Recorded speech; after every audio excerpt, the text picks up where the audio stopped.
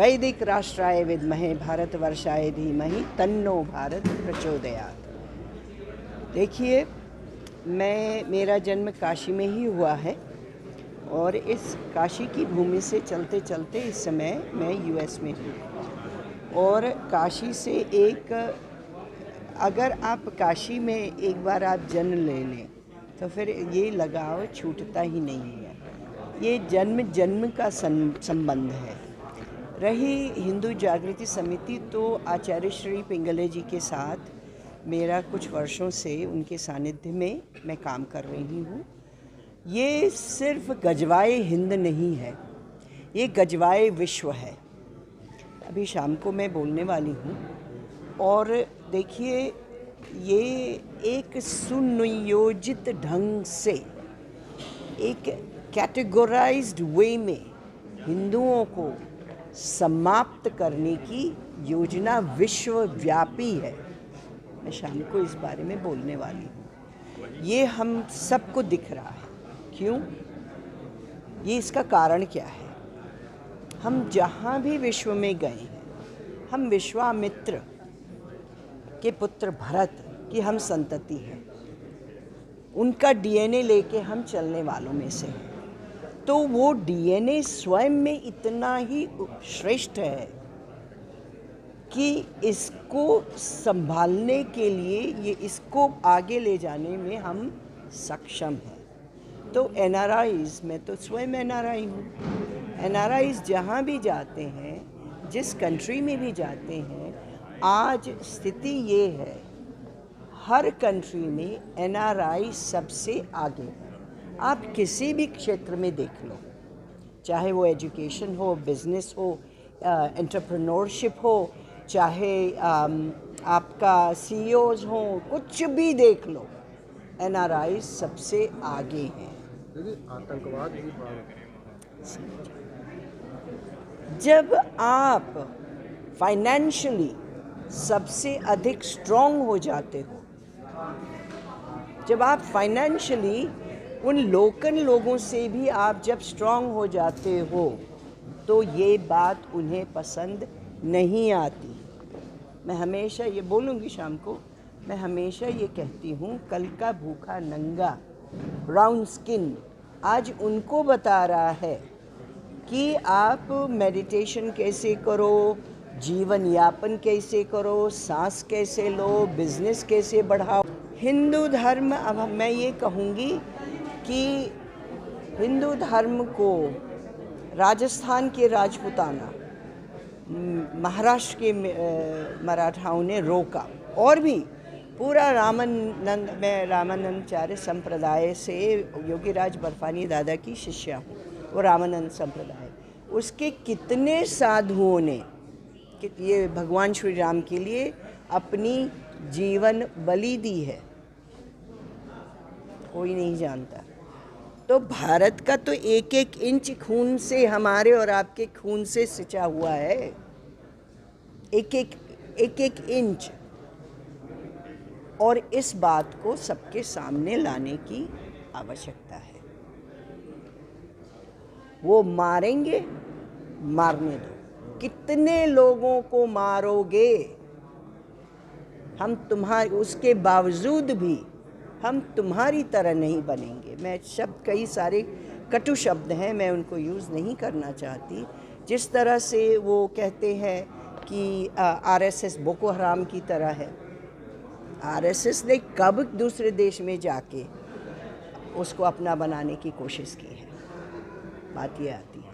हाँ, तो ठीक है, बहुत बढ़िया। गुरु जी, आज ये हिंदू राष्ट्र अधिवेशन क्यों और क्या मतलब है?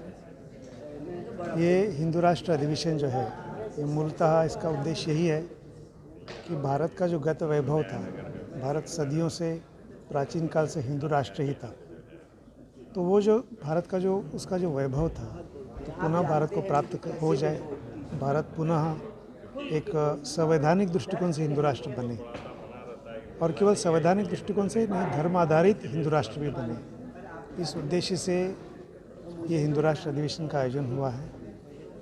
इसमें उत्तर प्रदेश, बिहार, असम, उड़ीसा, ऐसे कई राज्यों से यहाँ पर लगभग 100 से अधिक हिंदू संगठन यहाँ पर उपस्थित रहेंगे, आमंत्रित हैं।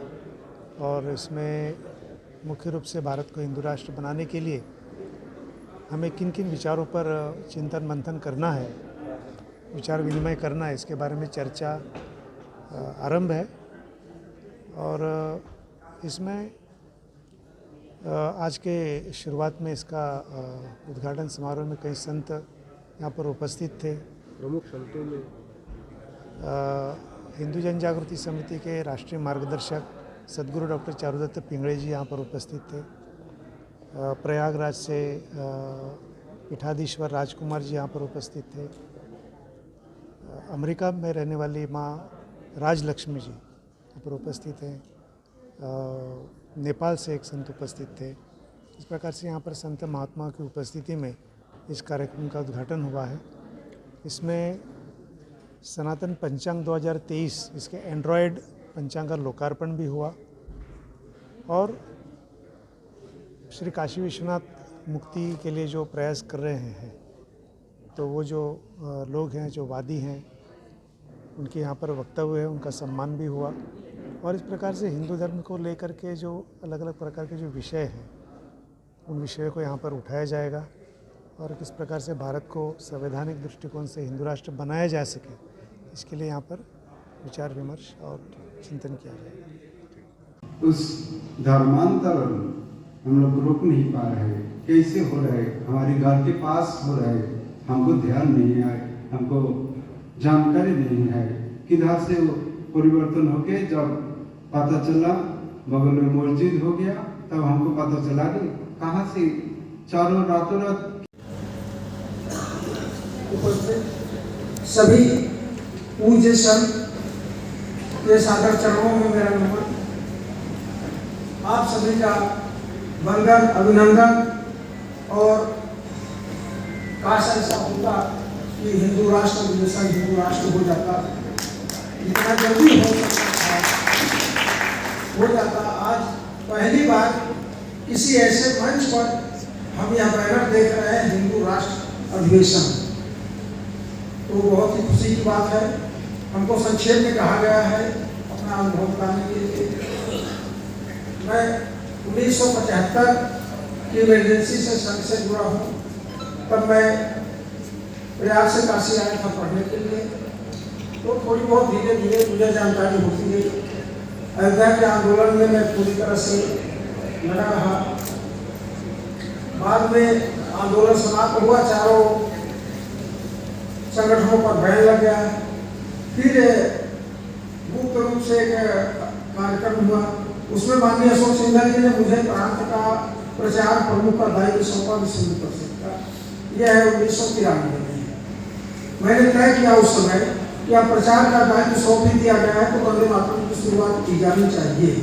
तब से मैं वंदे मातरम समाचार पत्र का प्रकाशन कर रहा हूँ। तो बहुत सारी जानकारियाँ रखी है। फिर उन्होंने कहा, अरे भाई अयोध्या का तो अब ढांचा गिर गया है, काशी के बारे में कुछ आप सोचो, कुछ आप दे सकते हो क्या? तो मुझे लगा कि काशी के बारे में अब मैं मंथन शुरू किया, इतिहास, भूगोल, और पूरी टीम थी हमारे यहाँ। संजीव त्रिपाठी जी उपस्थित हैं इस कार्यक्रम में। हम लोगों ने मिल करके एक कार्यक्रम बनाया और 2 महीने के अथक प्रयास के बाद काशी विश्वनाथ विशेषांक का प्रकाशन हम लोगों ने 1995 में किया। उस विशेषांक को लेकर के इतना बवाल मचा बनारस में कि जो थामे नहीं थम रहा था, और प्रशासन भी पूरी तरह से मुस्तैद हुआ। डॉक्टर सोहनलाल जी की टीम जो है हम लोगों के पक्ष में खड़ी हुई। विश्व हिंदू परिषद का भी वाक्य युद्ध शुरू हुआ। वो विशेषांक के प्रतिबंध की मांग कर रहे थे, वंदे मातरम की मांग कर वो बंद प्रवेश माने पूरी तरह से प्रतिबंध लगाने की बात कर रहे थे। तो डीएम ने उनको बुलाया। उन्होंने कहा, भाई इसमें क्या छपा है, तुम इनको खिलाफ FIR करो, नहीं तो फिर हम तुम लोगों को बंद करेंगे। उन्होंने कहा, मैं इस किताब की जांच करा लेता हूँ। उन्होंने हाई कोर्ट के रिटायर्ड जज के एक सदस्यीय समिति की जांच कराई। उन्होंने 15 दिन बाद रिपोर्ट दिया कि इस किताब में जो भी छपा है काशी विश्वनाथ का इतिहास के बारे में, वह संदर्भित है, इन्होंने अपने से कुछ नहीं छापा है। तब वो मुक्त हुआ। फिर उस समय हम बहुत सारे लोगों ने मिलकर के बहुत सारे डॉक्यूमेंट्स जुटाए थे, लेकिन विशेषांक की दृष्टि से कभी इधर ध्यान नहीं गया था कि ऐसा आंदोलन भी खड़ा होगा, क्योंकि कोई दिख नहीं रहा था काशी में। 1912 में मैं लखनऊ एक कार्यक्रम में गया तो हमें श्रीमान हरिशंकर जी जैन जी से भेंट हुई।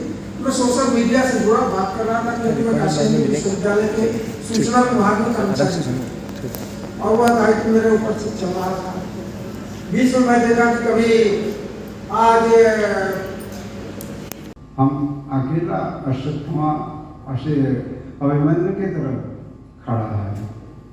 कितना सारे हमारे शत्रु है और उनका कितना तरीका है, समाधान क्या है, यही हम लोग को खोजना है।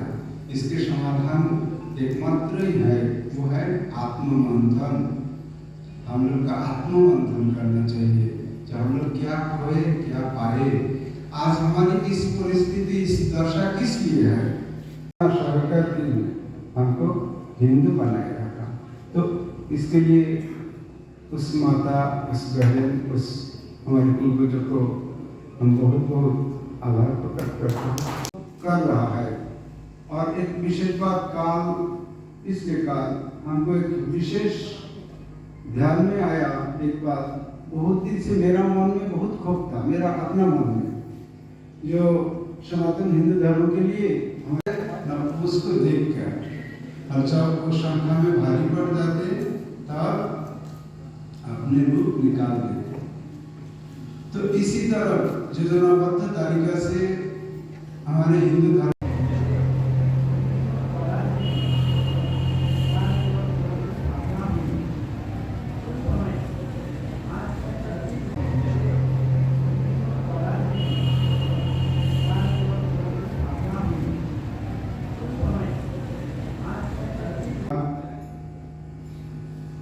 और हमारे जोगी जी भी अपने बात रखा, सदगुरु जी भी रखा।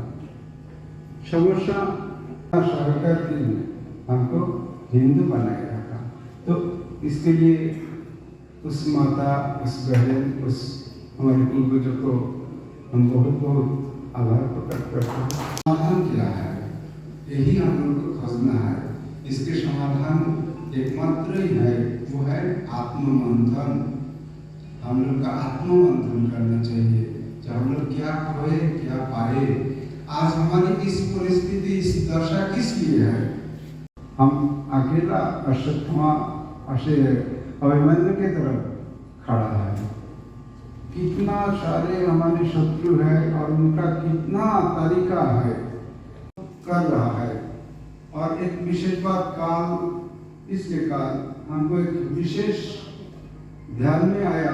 एक बात बहुत दिन से मेरा मन में बहुत खौफ था, मेरा अपना मन में, जो सनातन हिंदू धर्म के लिए उसको देख कर अच्छा वो शंका में भारी पड़ जाते, तब अपने रूप निकाल देते।